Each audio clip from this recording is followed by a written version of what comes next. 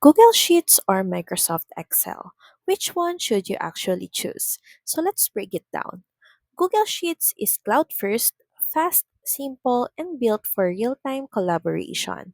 Excel is more powerful and feature rich, especially if you're working offline or doing complex data analysis. Need pivot tables, charts, or basic functions? Both can handle it. But for advanced tools like Power Query, VBA scripting, or massive datasets, Excel wins.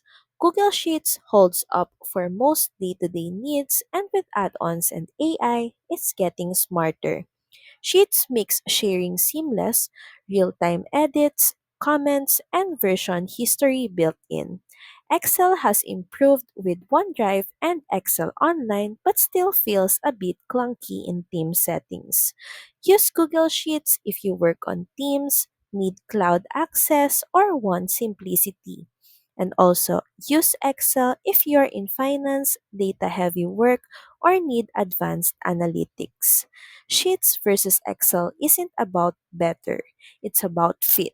So that's pretty much it. Thank you very much for watching this video. I hope that you find this video helpful. If you do, please don't forget to like, share, and subscribe to the channel. Now we'll see you again on the next one. Bye!